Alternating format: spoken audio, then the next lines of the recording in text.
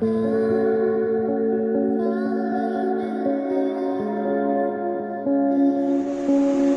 Guys, ये है मेरा थर्ड व्लॉग और इसमें मैं आपको कुछ बुक्स बताने वाला हूँ जो कि मैंने पढ़ी है, तो उसके बारे में बताऊंगा। बहुत ही इंटरेस्टिंग बुक्स है गाइस, आप भी पढ़ना।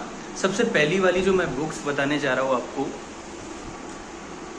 शायद आपने इस बुक के बारे में बहुत सुना होगा, और मैं आपको इसका इंट्रोडक्शन देने वाला हूँ और इस बुक में क्या है उसका रिव्यू देने वाला हूँ। जो प्रॉपर रिव्यू है वो मैं आपको देने वाला हूँ इस बुक के बारे में। आप सभी ने विराट कोहली को इसको सजेस्ट करते हुए देखा होगा, नरेंद्र मोदी को इसको सजेस्ट करते हुए देखा होगा, और ऐसे ऐसे तमाम लीडरों को इस बुक को आपने सजेस्ट करते हुए देखा होगा।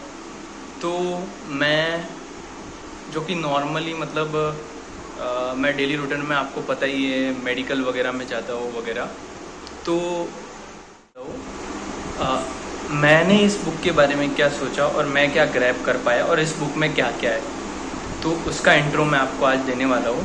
तो इस बुक का नाम तो आप सभी को बताइए, autobiography of Yogi by Paramahansa Yogananda. तो इस बुक में क्या है, सबसे पहले तो इस बुक में एक योगी की पूरी ऑटोबायोग्राफी लिखी हुई है, ठीक है। और मेन इसका जो एजेंडा था वो क्रिया योग पे था। क्रिया योग में ऐसा कुछ होता है, पूरा मुझे अच्छे से याद नहीं है, पर ऐसा कुछ होता है कि बॉडी में ऑक्सीजन का लेवल को इंक्रीज़ किया जाता है, जिसके कारण, और मेडिटेशन और उन सब से बॉडी को एक ऐसी स्टेज पे ले जाया जाता है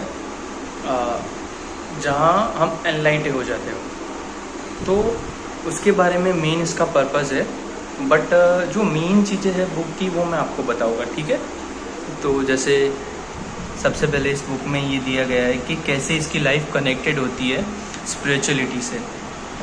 लाइक जब ये स्टार्टिंग में इस बुक को चालू करता है तो स्टार्टिंग में ये बताता है कैसे उसके अंदर, उसके दिमाग में फ्लैशबैक्स आते हैं हिमालय के। तो वहाँ से फिर चालू होती है स्टोरी। फिर सबसे पहले ये अपने पेरेंट्स वगैरह को इंट्रोड्यूस करता है। ये इसके पेरेंट्स हैं। आई डोंट नो इफ़ आप देख पा रहे हो कि नहीं, बट मैं आपको ऐसे वर्बली इन्फॉर्म कर देता हूँ कि इसमें टोटल 48 चैप्टर्स की फॉर्म में इस बुक में टोटल दिया हुआ है, जिसमें इन्होंने अपने बारे में बताया है। तो पहले वाले चैप्टर पे चलते हैं। उसमें इनके पेरेंट्स और अर्ली लाइफ के बारे में बताया गया है। तो उसमें ये सब बताते हैं कैसे ये महर्षि लहरी से कनेक्टेड होते हैं। ये इनके पिताजी है।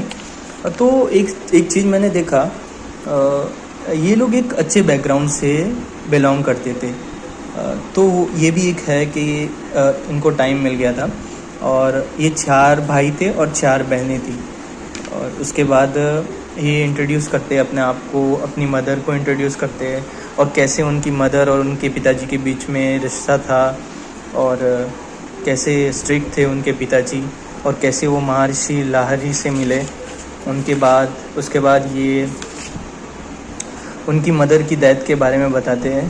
तो कैसे उनको डिवाइन दर्शन होते हैं उनकी मदर के मरने के बाद। ये किसी और जगह पे होते हैं, ये और इनके पिताजी, इनकी मदर है, तो ये भी इसमें बताते हैं। फिर उसके बाद एक संत है जिनकी 2 बॉडीज़ होती है। तो ये कहीं बनारस में घूमने जाते हैं, तो वहाँ पे इनको ऐसे संत के दर्शन होते हैं जिनके पास 2 बॉडीज़ होती है। लाइक 2 बॉडीज़ मीन्स आपको किसी एक जगह पे उनके दर्शन हो रहे हैं, और फिर आप दूसरी जगह पे जाओ तो फिर से वहीं उनके ही दर्शन हो जाए आपको।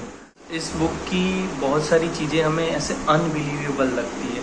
लाइक अभी भी टाइम में हम सोचते हैं कि ये सारी पॉसिबल कैसे है, तो वो भी है एक, क्योंकि इंसानी दिमाग तो फिर हर चीज़ का पहलू देखता है, हर चीज़ के ऊपर विचार करता है, उन्हें हर चीज़ का प्रूफ चाहिए।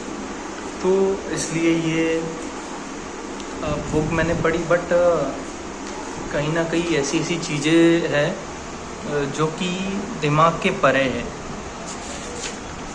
तो वो भी है। बट मैं बहुत ही स्पिरिचुअल इंसान हूँ, मैं बिलीव करता हूँ भगवान पे वगैरह, बट मैं इस बुक का आपको रिव्यू दे रहा हूँ। तो उस अकॉर्डिंग मुझे ऐसा लगता है कि इसमें कुछ चीज़ें ऐसी दी गई है जो कि अविश्वसनीय है, उन पर विश्वास करना बहुत मुश्किल लगता है।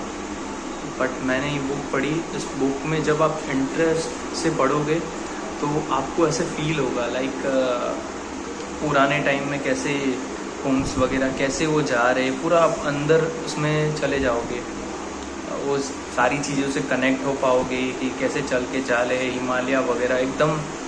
आप जब ये बुक पढ़ रहे होगे ना उस टाइम आप अलग ही फील करोगे, आपको ऐसा लगेगा मतलब माइंड से काम हो गए, आपको बहुत पॉजिटिविटी आएगी इसमें, कैसे सारी चीज़ें कैसे कनेक्टेड है वो सब है इसमें। बहुत ही बढ़िया दिया गया है, लेकिन बहुत अच्छी। 4th वाले चैप्टर में दिया गया है कि कैसे ये हिमालय जाने के लिए चुपके से निकल जाते हैं, फिर इनको फिर से पकड़ लिया जाता है ऐसे ऐसे करके। और इनके जो गुरु है स्वामी युक्तेश्वर जी, वो इनके गुरु होते हैं और ये इनके ब्रदर है, ये इनको रोकते हैं वहाँ जाने से।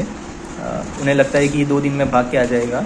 बचपन से मतलब इनको साधु बनने का भूत सवार हो गया था। बस फिर परफ्यूम संत के बारे में बताया गया है, कैसे एक संत है जो कि महज दूर से किसी को भी लाइक इत्र महकता था उनके पास। फिर टाइगर स्वामी के बारे में बताया गया है, उन्होंने कैसे अपनी मास्टर्स किया वो सब। थोड़ा गाइस मैं भी भूल गया हूँ आधी चीज़ें। और फिर लेविटेटिंग सन्स के बारे में बताया गया, तो इनके बारे में इसने पूरी जानकारी दी गई है कैसे क्या। फिर साइंटिस्ट सारी चीज़ों से इसको जोड़ा गया है गाइस। फिर चैप्टर 8 में जेसी बोस के बारे में दिया गया है, कैसे उन्होंने बायोलॉजिकल बीइंग्स को स्टडी करा और उनके इमोशंस वगैरह ऐसा कुछ जानने की कोशिश की थी, तो इसमें ये भी दिया गया है। और फिर महर्षि लहरी से ये कैसे मिलते हैं वो सब बताया गया है, कैसे स्कूल में इनका पढ़ने का मन नहीं करता था, फिर कैसे इनके दोस्त इनकी हेल्प करते हैं, फिर कैसे इनको भगवान के सहारे पे एक हिंट मिलती है कि आप अगर लाइक संस्कृत में इनको पास होना पड़ता है, फिर इनको कुछ कॉपी मिलती है, फिर उसके थ्रू ये लाइक पास हो जाते हैं, ऐसा कुछ भी इसमें दिया गया है। फिर युक्तेश्वर जी से मिलते हैं, फिर उनके साथ ये इनकी बॉन्डिंग रहती है और इनके आश्रम में ही रहने लग जाते हैं। फिर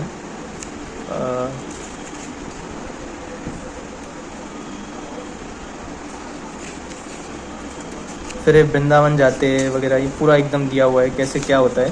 फिर इनका भाई इन पे टेस्ट करता है कि आप दोनों अगर मतलब वृंदावन जाओगे और बिना पैसों के वहाँ से फिर से आ जाओगे तो मैं आपको मान लूँगा। तो इसलिए ये फिर वृंदावन की ओर भी जाते हैं बिना 1 रुपये के। अनंता जो है वो इनको चैलेंज करता है। फिर ये मास्टर्स करते हैं, फिर बाहर जाते हैं। युक्तेश्वर जी ने सलाह देते कि तुम मतलब विश्व का कल्याण के लिए बने हुए हैं।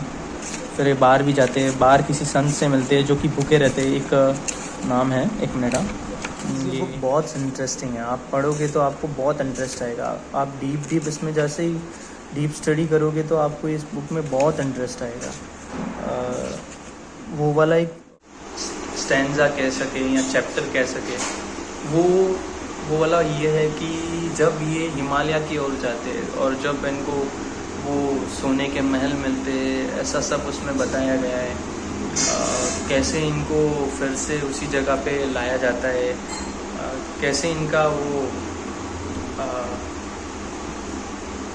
वहाँ पे पहुँचते हैं, वो सारी चीज़ें जो दी गई है वो शायद महर्षि स्वामी युक्तेश्वर जी के बारे में बताया गया है कि भगवान कैसे डिसाइड करता है आपको कहाँ पे पहुँचाना है। तो वो चीज़ कैसे इसमें होती है वो बताते हैं। फिर अलग अलग प्लेन्स होते हैं, एस्ट्रल प्लेन होते हैं। एक संत और गुरु के बीच का रिलेशनशिप बताया गया है, कैसे एक संत और गुरु का रिलेशनशिप कैसा होता है, कैसा होना चाहिए। फिर उसमें इन्होंने ये भी बताया है कि एक जो संत होते हैं वो फिर से मतलब एक दर्शन देते हैं, मरने के बाद भी इनको दर्शन देते हैं, तो कैसे आते हैं वो सब पूरा कंप्लीट बताया गया है इसमें। बहुत ही अच्छा है, बहुत अच्छा बुक है, आप पढ़ना, एक बार ट्राई करना, ठीक है। Thank you so much guys. तो गाइस यही सारी चीज़ें दी हुई है उस बुक में। उसके बाद वो कैसे क्रिया योग दीक्षा लेते हैं और उसके बाद कैसे वो अपना देह त्याग कर देते हैं खुद अपने आप से। तो यही उसमें दिया हुआ है। बहुत ही इंटरेस्टिंग बुक है, ज़रूर पढ़ना अगर